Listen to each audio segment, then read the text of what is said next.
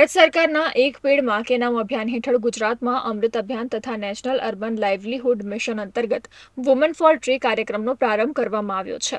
ભરૂચ નગરપાલિકા દ્વારા આ કાર્યક્રમનો શુભારંભ પ્રમુખ વિભૂતિ યાદવના હસ્તે કરવામાં આવ્યો હતો. આ યોજનાનો હેતુ શહેરોમાં વૃક્ષારોપણને પ્રોત્સાહન આપવાનો તથા મહિલાઓના સક્રિય ભાગીદારી દ્વારા શહેરને હરિયાળું બનાવવાનો છે. મહિલા મંડળોને એકત્રિત કરી શહેરના વિવિધ વિસ્તારોમાં વૃક્ષોનું રોપણ કરે અને તેના જતન માટે જવાબદારી આપવામાં આવી છે. આ કામગીરી માટે નગરપાલિકા દ્વારા મહિલાઓને વળતર પણ ચૂકવવામાં આવશે.